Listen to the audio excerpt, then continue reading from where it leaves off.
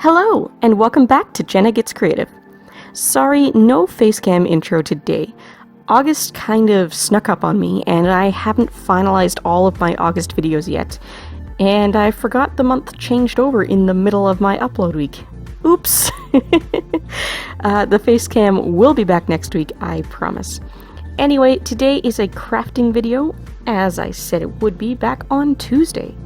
I recently got some cheap paper quilling tools off AliExpress so I could try it out, and what you're watching is my first attempts. The leaf was my practice, filling a shape before moving on to the back to school sign, which I made in preparation for a contest I'm hosting over at Arts, Crafts, and DIY's Amino.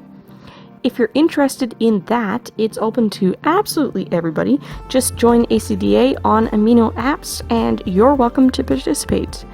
You don't even have to be a student. And if you're joining the community right now, I might even be the curator who officially welcomes you. By the way, if you're new here, please do subscribe and ring the bell for notifications. I upload every Tuesday and Thursday at minimum, and although I'm doing a craft today, I'm mostly a traditional art channel.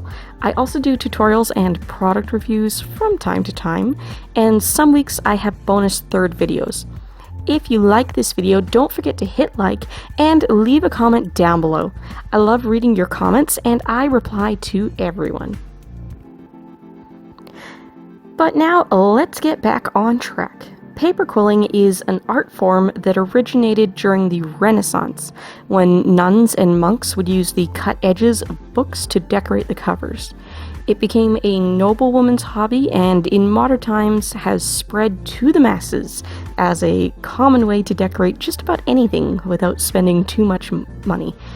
It mimics ironwork filigree using strips of paper that is coiled or wrapped into shapes that can be combined to form larger designs or artwork.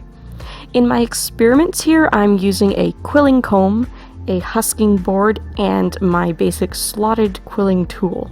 For the leaf and the back to school sign I'll do as completed projects, I only used the slotted tool. I filled the leaf shape exclusively with honeycomb or beehive scrolls, which is a series of S scrolls made on a long strip using a slotted tool by twisting the paper in the same direction at different points.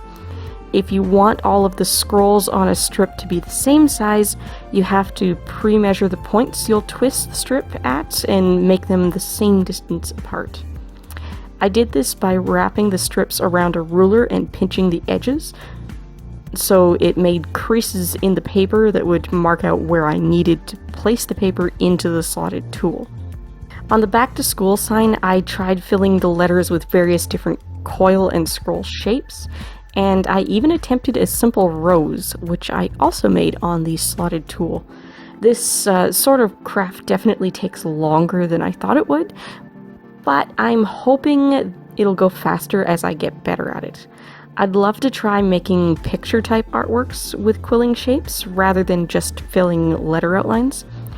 Oh, by the way, I didn't film my process making the letter outlines because I already filmed the process making the leaf outline.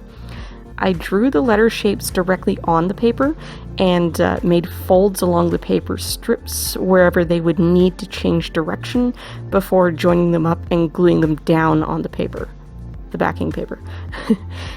If I ever decide I want to do more lettering work in quilling, I'll probably pop down to the dollar store and pick up some lettering stencils to speed up that part of the process. I've seen some video tutorials where crafters in the video fold the letter shapes into the stencils, and it looks much faster and produces more consistent shapes. What interested me about quilling when I first discovered what it was it reminded me of origami. I've loved origami ever since I first learned how to fold a crane when I was about 6 or 7 years old. I loved making different animals that only required a single sheet, and I especially enjoyed the ones that moved.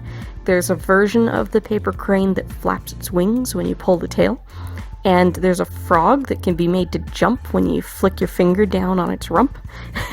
I used to get in trouble in elementary school for distracting the other kids around me because I was making these projects when I was finished my classwork. I never thought it was fair because I wasn't doing anything. I wasn't putting on a show. If you ask me, the kids who were watching me instead of doing their work were the ones who should have been scolded. My 6th grade teacher referred to what I was doing as making paper, and I don't think he appreciated it when I corrected him and said I was folding paper. The paper had already been made. Sorry, Mr. DeMarzo. One origami craft I never did learn as a kid, though, was those tiny little lucky stars that were folded from strips like this and then pinched to inflate.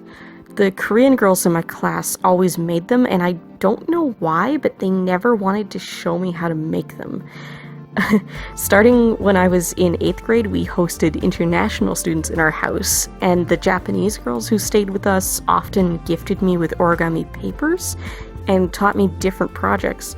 But by then I must have forgotten about the stars because I never thought to ask them. I looked up the instructions just now and wow, it looks so simple.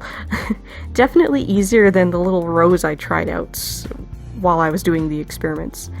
Sorry, by the way, but I did the rows off camera. It was just way too fiddly to do at arm's length for the first time so that it would be under the camera.